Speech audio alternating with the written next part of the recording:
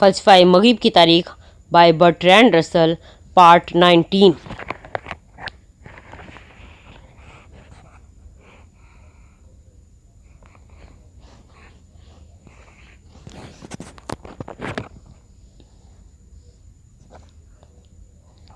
باقاعدہ جسامتوں کا نظریہ اقلیدس کی 13ویں کتاب میں پیش کیا گیا ہے۔ افلاطون کے زمانے میں یہ نظریہ حال میں دریافت ہوا تھا۔ اس کی تکمیل تھیٹیس کے ہاتھوں ہوئی۔ تھیٹیس کے نام کے مکالمے میں تھیٹیس ایک نوجوان کی حیثیت میں ظاہر ہوتا ہے۔ روایت کے مطابق یہ وہ شخص ہے جس نے پہلے یہ ثابت کیا کہ باقاعدہ جسامتیں 5 ہیں، اور اس نے ہشت 8 پہلو اور بست 20 پہلو کو دریافت کیا۔ 4 پہلو، ہشت 8 پہلو اور بست 20 پہلو باقاعدہ جسامتیں مصادل الاضلاع شکل میں ہوتی ہیں۔ 12 پہلو جسامت میں باقاعدہ مہمس ہوتی ہیں، اس لیے انہیں افلاطون کی 2 مثلوں سے نہیں بنایا جا سکتا۔ اس وجہ سے وہ اسے عناصر اربعہ کے حوالے سے استعمال نہیں کرتا ہے۔ 12 پہلو جسامت کے سلسلے میں افلاطون کہتا ہے ایک 5واں اتحاد بھی تھا جسے خدا نے کائنات کے اظہار کے لیے استعمال کیا۔ یہ بات مبہم ہے اور اس سے خیال اس طرف جاتا ہے کہ کائنات کی تکوین 12 پہلو جسامتوں پر مشتمل ہے، لیکن کسی اور جگہ اسے کرۂ 5 کہا گیا ہے۔ مہمس شکل جادو میں ہمیشہ اہم رہی ہے، اور بظاہر اس کی یہ صورت فیثاغورسی کی مرہون منت ہے، جس نے اسے صحت قرار دیا اور اسے جماعت کے ممبران کی شناخت کے لیے بطور علامت استعمال کیا۔ 5 یوں ظاہر ہوتا ہے کہ اس نے اپنی خصوصیات اس حقیقت سے مستعار کر لیں کہ 12 پہلو جسامت میں مہمس کی شکلیں ہوتی ہیں، اور کسی مفہوم میں یہ کائنات کی علامت ہے۔ یہ موضوع دلکش ہے، لیکن اس کے متعلق یہ جاننا کہ کیا صحیح ہے مشکل بات ہے۔ حسیات کی بحث کے بعد ٹائمیس انسان میں 2 روحوں کی وضاحت کی طرف بڑھتا ہے۔ ایک روح غیر فانی ہے جسے خدا نے پیدا کیا ہے، اور دوسری فانی جسے دیوتاؤں نے بنایا ہے۔ فانی روح خوفناک اور ناقابل مزاحمت جذبات کے تابع ہے، جن میں سب سے پہلے تعیش ہے جو بدی کی سب سے بڑی ترغیب ہے، اس کے بعد نیکی، اس کے بعد رنج جو نیکی سے دور بھاگتا ہے، علاوہ ازیں عجلت اور خوف جو احمق مشیر ہیں۔ غصہ انہیں ٹھنڈا یا دھیما کرنا مشکل ہوتا ہے، اور امید جو آسانی سے گمراہ کر دیتی ہے۔ ان جذبات کو دیوتاؤں نے غیر عقلی فہم اور بے خوف محبت کے ساتھ لازمی اصولوں کے مطابق خلط ملت کر دیا اور یوں انسانوں کو بنایا۔ لافانی روح سر میں ہوتی ہے اور فانی سینے میں۔ جسمانی ساخت بھی عجیب و غریب ہے۔ جیسے آنتوں کا مقصد یہ ہے کہ خوراک کو خود میں رکھ کر بسیار خوری کو روکیں۔ اس کے بعد تناسخ کا ذکر ہے۔ بزدل یا برے لوگ اگلے جنم میں عورتیں ہوں گے۔ معصوم اور ہوشدل لوگ جو سمجھتے ہیں کہ علم فلکیات علم ریاضی کے بغیر صرف ستاروں کو دیکھ کر حاصل کیا جا سکتا ہے، وہ پرندے بن جائیں گے۔ جن لوگوں کا کوئی فلسفہ نہیں ہے وہ زمین پر وحشی جانور ہوں گے۔ احمق ترین لوگ مچھلیاں بن جائیں گے۔ مکالمے کا آخری پیراگراف یوں بحث سمیٹتا ہے: اب ہم کہہ سکتے ہیں کہ فطرت سے متعلق ہماری بحث کا ایک مقصد ہے۔ دنیا نے فانی اور غیر فانی جانور حاصل کر لیے ہیں، ان سے بھری ہوئی ہے، اور ایک مرئی جانور بن گئی ہے جو مرئی کی حامل ہے۔ دانا خدا جو تمثال ہے فکر عظیم ترین، بہترین، حسین ترین اور کامل ترین کی صرف جنا گیا آسمان۔ یہ جاننا بہت مشکل ہے کہ ٹیمیس کے کس حصے کو سنجیدگی سے لیا جائے اور کس حصے کو محض خام خیالی سمجھا جائے۔ میرا خیال ہے کہ تحلیق کے متعلق یہ بیان کہ اس کا مقصود ابتری سے ترتیب پیدا کرتا ہے کو واقعی سنجیدگی سے لینا چاہیے۔ اسی طرح عناصر اربعہ کے مابین تناسب اور باقاعدہ جسامتوں اور ان کی اجزائی مثلثوں کے باہمی رشتے کو بھی سنجیدگی سے لینا چاہیے۔ یہ واضح ہے کہ زمان و مکان کے متعلق جو کچھ کہا گیا ہے وہ افلاطون کے اپنے اعتقادات ہیں، اور یہی بات کہ دنیا کی تخلیق ابدی میں اصل کی نقل ہے صادق آتی ہے۔ دنیا میں جبر و مقصد کا احاطہ و اعتقاد ہے جو عملی طور پر عام یونانیوں کا تھا، جو فلسفے کی ابتدا سے بہت پہلے موجود تھا۔ افلاطون نے اسے قبول کر لیا اور یوں مسئلہ شر کو ٹال دیا جو مسیحی دینیات کو پریشان کرتا ہے۔ میرے خیال میں اس کی حیوان دنیا بھی اس طرح اس کے نزدیک سنجیدہ ہے، لیکن تناسخ سے متعلق تفصیلات اور وہ حصہ جو دیوتاؤں سے منسوب ہے اور دیگر غیر ضروری باتیں تو میرے خیال میں صرف اس لیے بیان کی گئی ہیں کہ ممکنہ طور پر انہیں محسوس ہونا بنایا جائے۔ جیسا میں نے پہلے کہا ہے کہ یہ تمام مکالمے کا باقاعدہ مطالعہ کرنا چاہیے، کیونکہ اس کا قدیم اور قرون وسطیٰ کی فکر پر گہرا اثر ہوا ہے، اور یہ اثر اس حد تک رہا جو کہ کم سے کم وہم و گمان ہے۔ باب نمبر 18، افلاطون کا نظریہ علم و ادراک، knowledge and perception in Plato. اکثر جدید لوگ یہ بات مسلمہ سمجھتے ہیں کہ تجرباتی علم کا انحصار سیدھی ادراک یا اس سے مشتق اجزاء پر ہے، تاہم افلاطون اور دیگر مکتبہ فکر کے فلسفی مختلف نظریے کے قائل ہیں، یعنی حسیات سے حاصل شدہ کوئی ایسی بات نہیں ہے جسے علم کہا جا سکے، اور مزید یہ کہ علم کا تعلق صرف تعقل کنسیپٹ سے ہے۔ اس نظریے کے مطابق 2+2=4 صحیح علم ہے، لیکن یہ بیان کے برسفید ہے، اس قدر ابہام اور غیر یقینی سے بھرپور ہے کہ یہ فلسفی کی موجودہ صداقت میں جگہ نہیں پا سکتا۔ یہ نظریہ شاید پارمیڈائز سے شروع ہوتا ہے، لیکن واضح طور پر فلسفے کی دنیا میں افلاطون کا مرہون منت ہے۔ اس باب میں افلاطون کی اس تنقید پر بحث کروں گا جو اس نے اس نظریے پر کی ہے کہ علم محض حسی ادراک ہے۔ یہ تنقید تھیٹیٹس کے پہلے نصف حصے پر پھیلی ہوئی ہے۔ اس مکالمے کا تعلق علم کی تاریخ کی تلاش ہے، لیکن یہ تنقید صرف منفی نتیجے پر پہنچ کر ہی ختم ہو جاتی ہے۔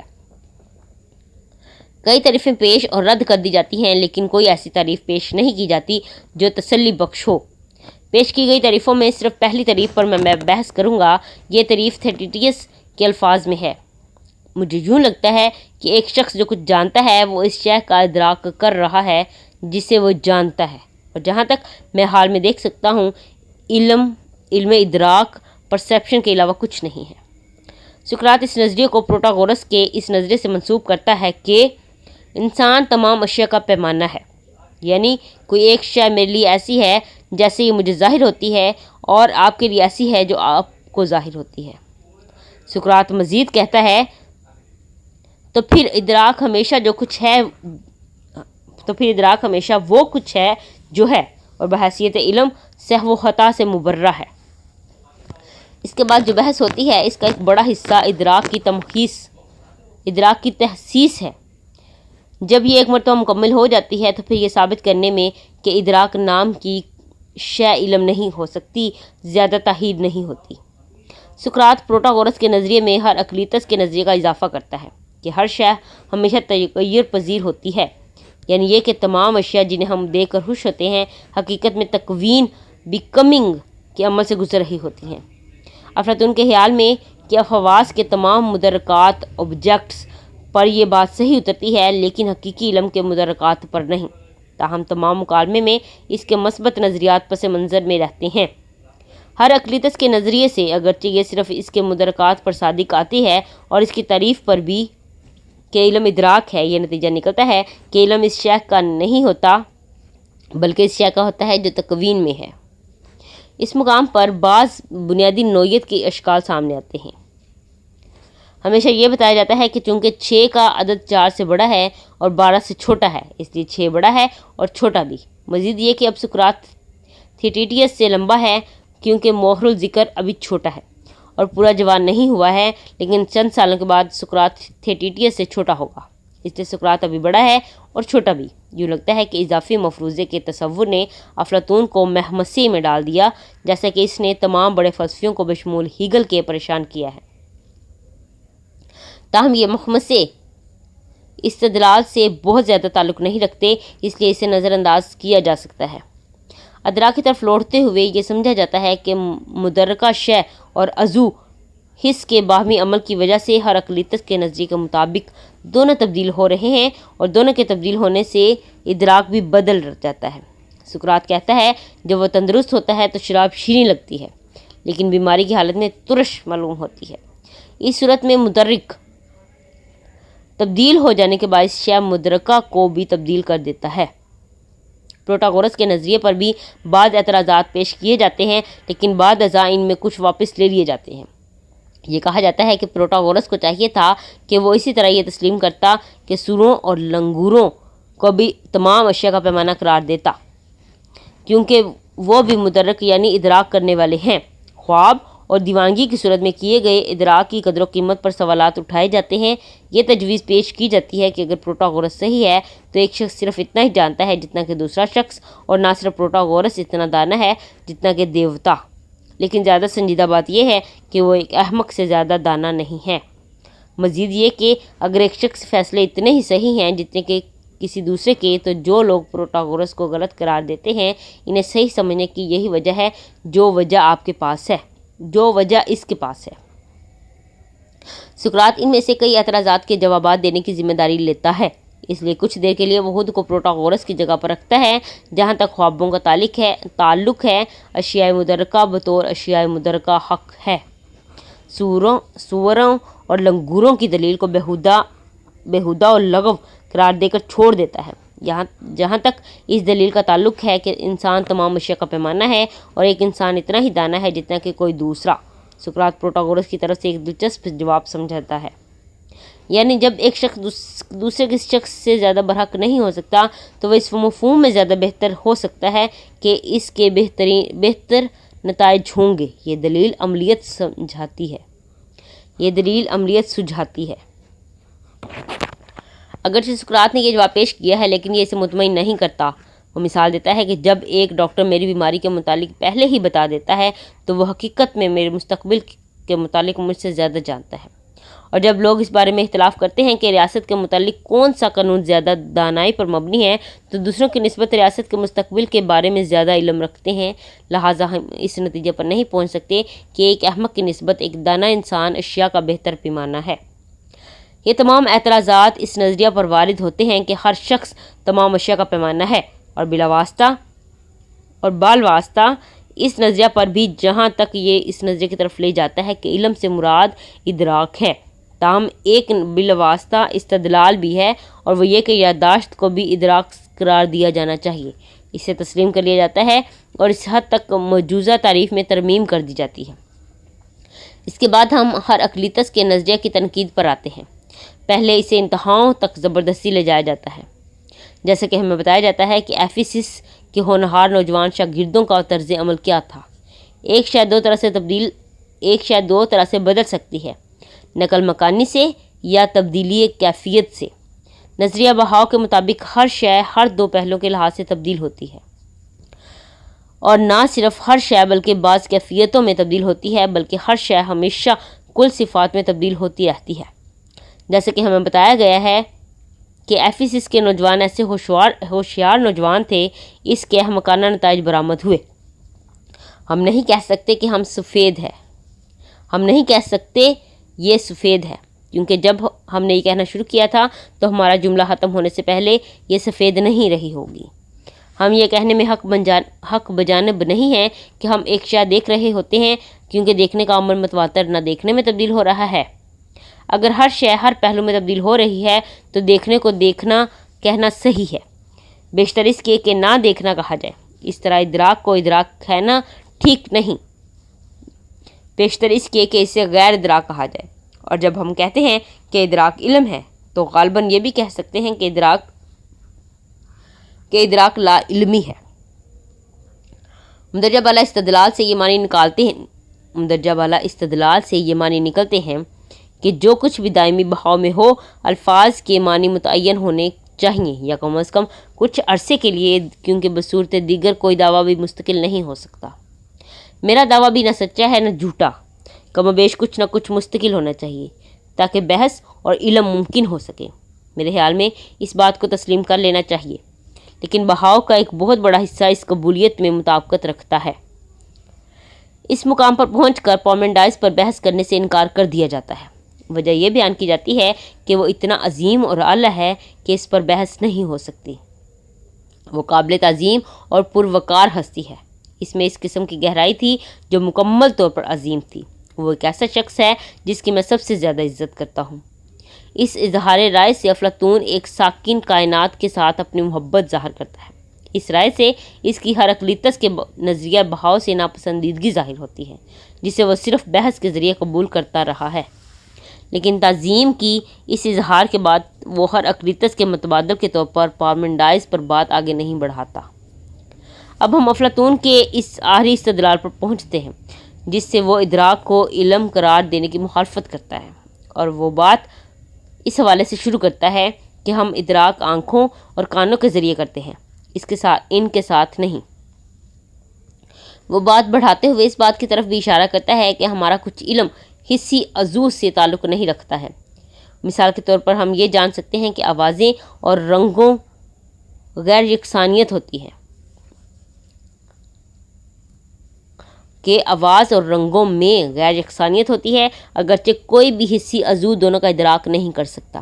وجود اور عدم، مشابہت اور غیر مشابہت، یکسانیت اور غیر یکسانیت، اور وحدت اور عمومی کثرت کے لیے کوئی محسوس عضو نہیں ہے۔ اسی بات کا اطلاق معزز و غیر معزز اور حیر و شر پر ہوتا ہے۔ ذہن اپنے ہی وسیلے سے بعض اشیاء پر تفکر کرتا ہے اور بعض دیگر اشیاء پر جسمانی حسوسیات کے حوالے سے۔ ہم نرم و سخت کا ادراک لمس سے چھو کر کرتے ہیں، لیکن ان کے وجود اور ان کے متضاد ہونے کا حکم ذہن صادر کرتا ہے۔ صرف ذہن ہی وجود تک پہنچ سکتا ہے، اور اگر ہم وجود تک نہ پہنچیں تو ہم سچائی تک نہیں پہنچ سکتے۔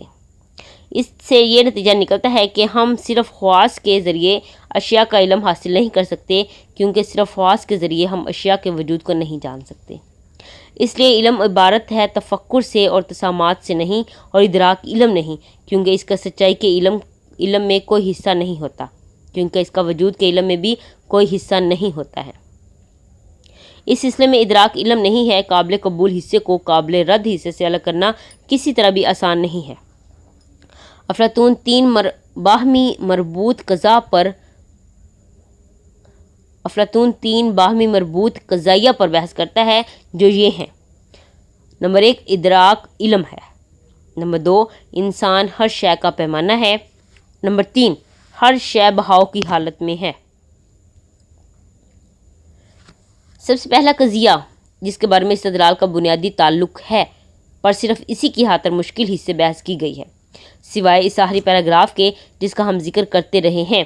یہ استدلال دیا گیا ہے کہ تقابل وجود کا علم اور عدد کا فہم علم کے لیے لازمی ہے، لیکن انہیں ادراک میں شامل نہیں کیا جا سکتا، کیونکہ وہ کسی حسی عضو سے پیدا نہیں ہوتے۔ ان سے متعلق جو کہا جا سکتا ہے مختلف ہے۔ آئیے ہم مشابہت اور غیر مشابہت سے بات شروع کرتے ہیں۔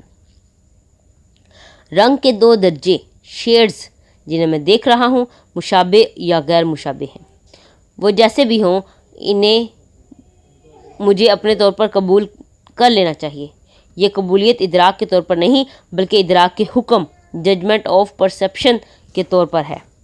مجھے کہنا چاہیے کہ ادراک علم نہیں ہے، بلکہ محض وہ ہے جو واقعہ ہوتا ہے، اور یہ طبیعیات کی دنیا اور نفسیات کی دنیا سے ایک جیسا تعلق رکھتا ہے۔ جیسے کہ افلاطون کہتا ہے کہ ہم فطری طور پر ادراک کے متعلق یہ سوچتے ہیں کہ یہ مدرک اور شے مدرکہ کے درمیان ایک رشتہ ہے۔ ہم کہتے ہیں کہ میں ایک میز دیکھتا ہوں، لیکن یہاں میں اور میز منطقی ترکیبات ہیں۔ بھدے واقعہ کی جان رنگ کے محض محسوس دھبے ہیں۔ ان کا لمس کی تصویروں سے ملاپ ہے، وہ الفاظ کا سبب بن سکتے ہیں اور وہ یادداشتوں کا ماخذ بن سکتے ہیں۔ شے مدرکہ، جیسے کہ یہ لمس کی بھرپور تصاویر ہیں، ایک معروض شے بن جاتی ہے جسے طبعی فرض کیا جاتا ہے۔ چونکہ شے مدرکہ الفاظ اور یادداشتوں سے بھرپور ہے، ادراک بن جاتی ہے، جو ایک مبتدا کا حصہ ہے اور اسے ذہنی خیال کیا جاتا ہے۔ ادراک صرف ایک واقعہ ہے جو نہ حق ہے نہ باطل۔ اس حکم کو میں ادراک کا حکم کہتا ہوں۔ یہ مفروضہ کہ ادراک علم ہے، اس کی ترجمانی ان معنی میں کرنی چاہیے کہ ادراک کا حکم علم ہے۔ یہ صرف اسی صورت میں ہے کہ یہ گرامر کی روح سے صحیح ہونے کا مجاز ہے۔ مشابہت اور غیر مشابہت کی طرف لوٹیے۔ یہ بالکل ممکن ہے کہ جب میں مشابہت یا غیر مشابہت کے لیے دیکھتا ہوں تو وہ معطیہ کا حصہ ہوں اور ادراک کے حکم کا دعویٰ ہوں۔ افلاطون کا یہ دلیل دینا کہ مشابہت اور غیر مشابہ کے ادراک کے لیے ہمارے پاس کوئی حسی عضو نہیں ہے، دماغ کی بیرونی طے کو نظر انداز کر دیتا ہے، اور یہ دعویٰ کرتا ہے کہ تمام عضویات جسے لازماً کہ تمام عضویات حس لازماً جسم کی سطح پر ہیں۔ مشابہت اور غیر مشابہت کو ممکنہ اور ادراکی معطیات میں شامل کرنے کا استدلال درج ذیل ہے۔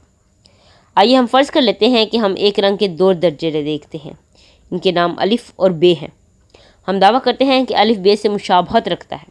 آئیے ہم جیسے کہ افلاطون کرتا ہے یہ بھی فرض کر لیتے ہیں کہ یہ حکم عمومی طور پر صحیح ہے اور خصوصاً اس صورت میں بھی صحیح ہے جس میں ہم اس پر غور کر رہے ہیں، اور یوں الف اور بے میں مشابہت کا ایک رشتہ ہے اور نہ صرف ہمارے ہی کہنے کے پر کہ یہ مشابہت ہے۔ اگر یہ صرف ہمارا ہی فیصلہ ہوتا تو یہ فیصلہ یک طرفہ ہوتا اور حق یا باطل کے مطابق نہ ہوتا۔ چونکہ یہ بظاہر حق و باطل کے اہل ہے، اس لیے الف اور بے میں مشابہت کا قائم ہونا ممکن ہے اور اسے صرف ذہنی قرار نہیں دیا جا سکتا۔ یہ حکم کہ الف بے سے مشابہت رکھتا ہے اور امر واقع کی بنیاد پر حق ہے۔ اگر یہ حق ہے بینہ جس حکم پر کہ الف سرخ ہے اور الف گول ہے، اس طرح کی مشابہت کے ادراک میں ذہن کسی طرح بھی شامل نہیں ہے جیسے کہ رنگ کے ادراک میں نہیں ہے۔ اب میں وجود کی طرف آتا ہوں جس پر افلاطون بہت زور دیتا ہے۔ وہ یہ کہتا ہے کہ جہاں تک آواز اور رنگ کا تعلق ہے ہمارے پاس ایک خیال ہوتا ہے جس سے بیک وقت یہ دونوں باتیں شامل ہوتی ہیں، اس لیے ان کا وجود ہے۔ وجود ہر شے کا ہوتا ہے اور ان اشیاء کا بھی جن کا ذہن خود بخود ادراک کرتا ہے۔ وجود پر پہنچے بغیر حق پر پہنچنا ناممکن ہے۔ یہاں افلاطون کے خلاف استدلال اس استدلال سے بہت مختلف ہے جو مشابہت اور عدم مشابہت کے بارے میں دیا گیا ہے۔ یہاں استدلال یہ ہے کہ افلاطون وجود کے متعلق جو کچھ بھی کہتا ہے وہ بری گرامر بلکہ بری ترکیب کلام ہے۔ وہ بری گرامر بلکہ بری ترکیب کلام ہے۔ یہ نقطہ نہ صرف افلاطون کے حوالے سے بہت اہم ہے بلکہ تمام ان دیگر امور کے تعلق سے بھی، جیسے الوہیت کے وجود کے لیے کونیات کے سلسلے میں استدلال پیش کیا جاتا ہے۔ فرض کیجئے آپ ایک بچے سے کہتے ہیں شیر وجود رکھتے ہیں لیکن گینڈے نہیں۔ جہاں تک شیروں کا تعلق ہے آپ اپنا دعویٰ ثابت کر سکتے ہیں۔ آپ بچے کو چڑیا گھر لے جاتے ہیں اور کہتے ہیں دیکھو وہ شیر ہے۔ اگر آپ فلسفی نہیں ہیں تو آپ اس میں یہ اضافہ نہیں کریں گے اور تم دیکھ سکتے ہو کہ وہ وجود رکھتا ہے۔ اگر آپ فلسفی ہیں تو آپ یہ اضافہ کریں گے کہ آپ بیہودہ بات کر رہے ہیں۔ یہ کہنا شیروں کا وجود ہے سے مراد یہ ہے کہ شیر ہوتے ہیں، وہ یعنی ایکس ایک شرعی مناسب ایکس کے لیے سچ ہے، لیکن ہم مناسب ایکس کے لیے یہ نہیں کہہ سکتے کہ یہ وجود رکھتا ہے۔ ہم یہ فعل ایک مکمل یا نامکمل بیان کے لیے استعمال کرتے ہیں۔ شیر ایک نامکمل بیان ہے کیونکہ اس کا اطلاق متعدد مفروضوں پر ہو سکتا ہے۔ چڑیا گھر میں سب سے بڑا شیر مکمل بیان ہے کیونکہ اس کا اطلاق صرف ایک شے پر ہوتا ہے۔ اب میں فرض کرتا ہوں کہ میں ایک چمکدار سرخ دبے کو دیکھ رہا ہوں۔ میں شاید کہوں یہ میرا حال کا ادراک ہے۔ میں شاید یہ بھی کہوں کہ میرا حال کا ادراک وجود رکھتا ہے۔ مجھے یہ بھی ہرگز نہیں کہنا چاہیے یہ وجود رکھتا ہے، کیونکہ لفظ وجود رکھتا ہے صرف اس صورت میں اہم ہے جب اس کا اس بیان پر اطلاق ہو جو کسی نام کے متخالف ہو۔ یہ وجود کو اس طرح الگ کر دیتا ہے جیسے یہ ان اشیاء میں سے ایک ہے، جیسے کہ ذہن معروضوں میں سے ایک سے آگاہ ہے۔ اب میں اعداد کے فہم کی طرف آتا ہوں۔ یہاں دو بہت مختلف اشیاء پر غور کیا جانا چاہیے۔ ایک طرف علم ریاضی کا مفروضہ ہے اور دوسری طرف شمار کا تجرباتی مفروضہ ہے۔ 2+2=4 اول الذکر نوعیت کا ہے اور میں 10 انگلیاں رکھتا ہوں مؤخر الذکر قسم کا۔ مجھے افلاطون کے ساتھ یہاں اتفاق کرنا چاہیے کہ علم الحساب اور مجرد علم الریاضیات عمومی طور پر ادراک کے متفرغ نہیں ہوتے۔ خالص علم الریاضیات تکرار الفاظ پر مشتمل ہے اور اس سے مشابہت رکھتا ہے کہ انسان ہے، لیکن عموماً زیادہ پیچیدہ ہوتا ہے۔ یہ جاننے کے لیے کہ علم الریاضی کا مفروضہ صحیح ہے ہمیں دنیا کا مطالعہ نہیں کرنا پڑتا ہے بلکہ صرف علامتوں کے معنی کا۔ جب ہم تعریفوں کو موقوف کر دیتے ہیں جن کا مقصد محض اختصار ہوتا ہے تو اور علامتیں صرف ایسے الفاظ میں پائی جاتی ہیں جیسے یا اور نہ اور تمام اور بعض، جو سقراط کی مانند زندگی کی کسی حقیقی شاذ کی طرف اشارہ نہیں کرتے۔ علم الریاضی کی مساوات پر دعویٰ کرتی ہے کہ علامتوں کے دو مجموعے ایک ہی معنی رکھتے ہیں۔ جہاں تک ہم خود کو خالص علم الریاضی تک محدود رکھتے ہیں تو یہ معنی لازماً ایک ہی ہوتے ہیں، جنہیں بغیر کسی قابل ادراک شے کو جانے کہ جس کا ادراک کیا جا سکتا ہے۔ اس لیے علم الریاضی کی سچائی، جیسے کہ افلاطون کا تقاضا ہے، ادراک سے آزاد ہے، لیکن یہ سچائی ایک خالص نوعیت کی ہوتی ہے اور اس کا تعلق صرف علامتوں سے ہوتا ہے۔ شمار کے مفروضے، جیسے کہ میں 10 انگلیاں رکھتا ہوں، بالکل مختلف درجے میں آتے ہیں اور بظاہر کم از کم جزوی طور پر ادراک پر منحصر ہوتے ہیں۔ واضح طور پر انگلی کا تعقل ادراک کی مجرد صورت ہے، لیکن 10 کے تعقل کی کیا صورت ہے؟ یہاں ہم شاید ایک سچے کلیاتی سچائی یا افلاطونی تصور پر پہنچتے ہوئے محسوس کرتے ہیں۔ ہم یہ نہیں کہہ سکتے کہ 10 ادراک کی مجرد صورت ہے، کیونکہ کوئی مدرکہ شے جسے 10 کسی قسم کی شے سمجھا جائے، اسی طرح اسے اس کے برعکس بھی سمجھا جا سکتا ہے۔ فرض کیجئے ایک ہی ہاتھ تمام انگلیوں کو اکٹھا کر کے اسے ڈگیٹری نام دیتا ہے، تب میں کہہ سکتا ہوں کہ میں ڈگیٹریز رکھتا ہوں۔ یہ اسی فی الواقع ادراک کو بیان کرتا ہے جیسا میں نے 10 کے عدد کی مدد سے پہلے بیان کیا۔ لہٰذا اس بیان میں 10 انگلیاں رکھتا ہوں ادراک کا کم تر حصہ شامل ہے اور تعقل کا زیادہ تر حصہ بہ نسبت اس بیان کے جیسا یہ سرخ ہے۔ تاہم معاملہ صرف درجے کا ہے۔ جہاں تک اس مفروضے کا تعلق ہے جس میں لفظ 10 المدہ یا یہ، اس کا مکمل جواب یہ ہے آتا ہے، اس کا مکمل جواب یہ ہے کہ جب ایسے مفروضات کا صحیح طور پر تجزیہ کیا جاتا ہے، ان میں کوئی ایسا جزو نہیں پایا جاتا جو لفظ 10 سے مطابقت رکھتا ہو۔ اس قسم کے بڑے عدد جیسا کہ 10 ہے کی وضاحت کرنا پیچیدہ ہوگا۔ آئیے اس لیے ہم اس کی جگہ اس بیان کی وضاحت کرتے ہیں کہ میں 2 ہاتھ رکھتا ہوں، اس کے معنی یہ ہیں، جیسا کہ ایک الف ہے اور ویسا ایک بے ہے۔ اس طرح کہ الف اور بے ایک جیسے نہیں ہیں، اور ایکس جو کچھ بھی ہو، ایکس میرا ہاتھ ہے، اس صورت میں سچ ہے جب ایکس الف ہے یا ایکس بے ہے۔ یہاں لفظ 2 نہیں آتا ہے۔ یہ صحیح ہے کہ الف اور بے 2 حروف آتے ہیں، لیکن ہمیں یہ جاننے کی ضرورت نہیں ہے کہ یہ 2 ہیں، جیسا کہ یہ جاننے کی ضرورت نہیں ہے کہ یہ سیاہ ہیں یا سفید یا ان کا کوئی بھی رنگ ہے۔ لہٰذا اعداد ایک معین مفہوم میں رسمی ہوتے ہیں۔ وہ حقائق جو متعدد قضیوں کی تصدیق کرتے ہیں یہ دعویٰ کرتے ہیں کہ متعدد اجتماع جن میں ہر ایک 2 اعداد رکھتا ہے وہ آپس میں کوئی مشترکہ جزو نہیں رکھتے ہیں، لیکن ان کی صورت فارم مشترکہ ہوتی ہے۔ اس طرح وہ ان قضائیہ سے مختلف ہیں جو آزادی کا مجسمہ یا چاند یا جارج واشنگٹن کے متعلق ہیں۔ ایسے قضائیہ کا حوالہ زمان مکان کے خاص حصے سے ہے۔ یہ بات ہی ہے جو ان تمام بیانات میں مشترکہ ہے جو آزادی کے مجسمے کے متعلق بیان کیے جا سکتے ہیں، لیکن ان قضائیہ میں ایک اور بات مشترکہ نہیں ہے۔ یہ 2 چنان سو اینڈ سوز کے ہیں، سوائے صرف مشترکہ صورت فارم کے 2 کی علامات کا۔ اس قضیہ کے معنی سے رشتہ جس میں 2 آتا ہے، اس قضیہ کے معنی کے رشتے سے کہیں زیادہ پیچیدہ ہے جس میں علامت سرخ آتی ہے۔